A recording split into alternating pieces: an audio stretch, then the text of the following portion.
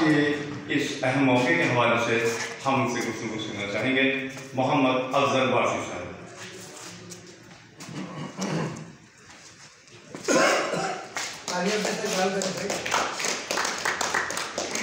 نحمدہ و نصلی علی رسولہ الکریم، اما بعد، اعوذ باللہ من الشیطان الرجیم، بسم اللہ الرحمن الرحیم۔ سب سے پہلے میں ابراہیم بسمل صاحب کو دل کی گہرائیوں سے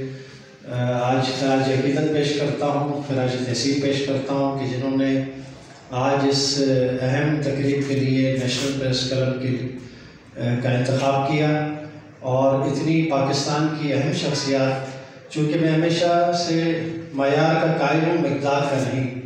آج اتنی اہم شخصیات کا نیشنل پریس کلب میں جمع ہونا، اکٹھا ہونا، اور قائد اعظم ہمارے محسن پاکستان، بانی پاکستان کو خراج عقیدت پیش کرنے کے لیے آج ہم سب یہاں اکٹھے ہوئے ہیں، یہ ہمارے لیے بہت اہم دن ہے، یہ بہت تاریخی دن ہے۔ آپ تھوڑا سا غور کیجئے کہ خواب دیکھا حضرت ابراہیم علیہ السلام نے، اور تعبیر آج پوری امت مسلمہ، امت محمدی جو ہے وہ سنت ابراہیمی کی تائید کرتی ہیں۔ اسی طریقے سے اگر تاریخ کو دیکھیں تو علامہ اقبال صاحب نے جو کہ شاعر مشرق ہیں، میں کہتا ہوں شاعر مشرق تو ہم نے ان کی ذات کو بہت محدود کر دیا،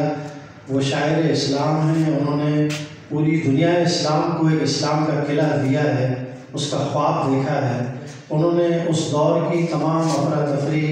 مسلمانوں کی غلامی، قسم پرسی اور صورتحال کو مد نظر رکھتے ہوئے، چونکہ لوگ جو ہے وہ صرف 1857 سے 1947 تک کی بات کرتے ہیں، میں یہ سمجھتا ہوں کہ بر صغیر پہ 1000 سال سے مسلمانوں کی حکومت تھی، ان سے یہ حکومت جو ہے وہ چھینی گئی، اور اس کو ٹکڑوں میں بانٹ کر جو ہے ایک چھوٹا سا ٹکڑا ہمارے حوالے کر دیا گیا۔ ہم اس پر بہت خوش ہیں۔ ہمارا جو ٹارگٹ ہے وہ پورا، جس طریقے سے ہندوستان کہتا ہے کہ میں اکھنڈ بھارت میں نیپال، سری لنکا، بنگلہ دیش، پاکستان اور پتہ نہیں کون کون سے جغرافیائی ایریا جو ہے اس کو مانتا ہوں، اسی طریقے سے اسرائیل کہتا ہے کہ میں گریٹر اسرائیل کو مانتا ہوں، اور اس میں شام، لبنان، مصر اور دیگر اسلامی ممالک جو ہیں ان کو میں ساتھ میں گھسیٹ کر ملا کر جو ہے گریٹر اسرائیل کی بات کرتا ہوں۔ ہمارے مغرب اور مشرق دونوں طرف جو ہے وہ گریٹر اسرائیل اور اکھنڈ بھارت کی بات ہوتی ہے، اور ہم ایک چھوٹا سا ملک اس کے بھی 2 ٹکڑے کر کے جو ہے ہم آج جو ہے اس پر بڑا فخر اور خوشی مناتے ہیں۔ ہمارا ٹارگٹ جو ہے، ہم چونکہ مسلمان ہیں، ہمارا اللہ سے وعدہ ہے، جس طریقے سے یہودی قوم کہتی ہے کہ ہم چوزن پیپل ہیں، اور ہم سے یہ وعدہ کیا گیا ہے کہ ہم جو ہے ہمیں وہ ہماری ہولی لینڈ، ہوم لینڈ جو ہے وہ ہمیں ریٹرن ہوگی۔ تو انہوں نے اپنے باپ کا مال سمجھا ہوا ہے، جبکہ ان کو یہ نہیں پتا کہ اللہ کی طرف سے وہ تمام مذاہب جو ہے وہ کالہ دم ہو چکے ہیں۔ آج ہمیں یہ کہتے ہیں نا کہ یہ تنظیم کالہ دم ہو چکی ہے، وہ تنظیم کالہ دم ہو چکی ہے، تو ہم انسان ایک دوسرے کی تنظیموں کو کالہ دم قرار دیتے ہیں، جبکہ اللہ نے جب حبیب صلی اللہ علیہ وسلم کو اس دنیا میں جو ہے وہ بھیجا تو انہوں نے تمام پیغمبروں کو یہ کہا کہ ان اللہ و ملائکتہ یصلون علی النبی۔ آج وہ قومیں پورے مسلمانوں پر چڑھ دوڑی ہوئی ہیں، اور یہ اسلام کا قلعہ جو ہے یہ بالکل خاموش ہو کے بیٹھا ہے، مجھ سمیت ہم کوئی اس پر آواز نہیں اٹھا رہے ہیں۔ اس خاموشی کی ہمیں کہیں نہ کہیں سزا ضرور بھگتنی ہے۔ ہم خواب خرگوش میں ہیں، ہمیں اللہ تعالیٰ نے ایک عظیم قوم بنایا، ایک عظیم سلطنت ہمیں دی، ایک عظیم طاقتور ترین ملک دیا،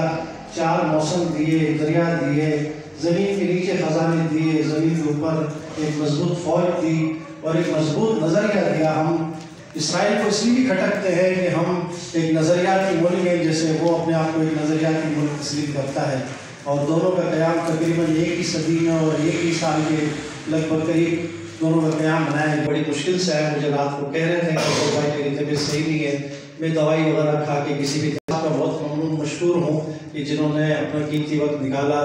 اور ہمیشہ سے سوشل میڈیا پہ شائع رہتے ہیں، جتنی بھی شہر میں اچھی بڑی تقریبات ہوتی ہیں بہت سارے لوگوں کو سپورٹ کرتے ہیں۔ اللہ تعالیٰ ان کو زندگی دے، صحت دے، اور عوام کے اویئرنیس کے لیے کچھ نہ کچھ لکھتے رہتے ہیں، لوگوں کو اویئر کرتے رہتے ہیں۔ میں مجتبیٰ جناح صاحب کے لیے بھی یہ کہوں گا، میری آواز ریکارڈ کر لی جائے، میری مہربانی دوستوں سے کہ میری آواز ریکارڈ کر لی جائے کہ ہم یہاں پر بہت ساری تنظیمیں بنا کر بانی پاکستان کا اولادوں کا نام لے کر اپنے لیے بہت کچھ مانگتے ہیں، لیکن اصل جو بانی پاکستان ہے وہ قائد اعظم محمد علی جناح ہے، جو کہ اس ملت کے باپ ہیں، لیکن ہم نے اس کی اولاد کے لیے کیا کیا؟ آج وہ ہمارے سامنے ایک پرائیویٹ جاب کرتے ہیں، کوئی ان کے پاس زمین جائیداد بھی نہیں ہے، ان کے پاس کوئی وسائل بھی نہیں ہے۔ ہمیں گورنمنٹ کچھ دے نہ دے، لیکن کم از کم اس بانی پاکستان کی اولاد کو، جن کی زمینیں جائیدادیں جو انہوں نے اپنی محنت سے کمائی وہ بھی حکومتی تحویل میں ہے، جن ظالموں، جاگیروں، وڈیروں، لٹیروں کی زمینیں جائیدادیں گورنمنٹ کو ضبط کر کے مال خانے میں جمع کرنا چاہیے تھا حکومتی خزانے میں، وہ یہاں پر عیش کر رہے ہیں، آزاد ہے، اور بانی پاکستان کی اولاد جو ہے وہ یہاں پر در بدر ماری پھر رہی ہے، پرائیویٹ جاب کرتے ہیں۔ ان سے سید ناصر حسین شاہ صاحب نے، جو کہ پیپلز پارٹی کے وزیر ہیں، جنہوں نے کہا تھا کہ میں ان کو حکومت ان کو نوکری دوں گا، اور ان کو لیٹر بھی ایشو کیا گیا، لیکن اس کے بعد کوئی جواب سنوائی نہیں ہے۔ انہوں نے باقاعدہ مجھے وہ پروف دکھایا، وائس میسیجز بھی دکھایا ان کے PR صاحب کے، لیکن ابھی تک ان کا کوئی پرسان حال نہیں ہے۔ اور جو ہمارے دوست ساتھی ہیں، شاکر ہاشمی صاحب ہیں، سید علی ہاشمی صاحب ہیں، ان سب کا مشکور ہوں۔ ہمارے جو کینیڈا صاحب سے جو ہمارے صاحب آئے ہوئے ہیں، منیب اشرف صاحب، معاف کیجیے گا، ان کو بھی دل کی گہرائیوں سے خوش آمدید کہتا ہوں۔ اور آج اس عقیدت کے اور خلوص کے اور خوشی کے موقع پر ہم ساری قوم کو جو ہے وہ بانی پاکستان کے نقش قدم پر چلنا چاہیے۔ ایک بات میں آخری یہ کہتا ضرور چلوں گا، اس پاکستان کو جس شخص نے بنایا اس کے پاس 3 خوبیاں تھیں۔ ایک وہ وکیل تھے، دوسرا وہ بہترین سیاستدان تھے، اور تیسرا ہے کہ وہ صحافی تھے۔ چونکہ صحافت سے ہمارا بھی چوری دامن کے ساتھ ہے، ہماری ایک صحافی برادری ہے۔ قوم کو اکٹھا کرنے میں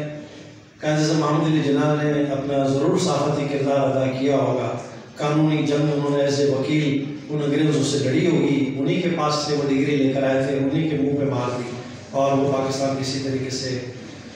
ایک سیاسی جدوجہد پاکستان بننے میں قائد اعظم محمد علی جناح کا یہ کردار ضرور ہے کہ انہوں نے ایک گولی تک چلنے نہیں دی، کوئی تلوار تیر نہیں اٹھے، صرف مذاکرات کے ذریعے جو یہ پاکستان حاصل کیا، اور قوم کو اکٹھا کرنے کے لیے انہوں نے اپنا صحافتی جزاک اللہ۔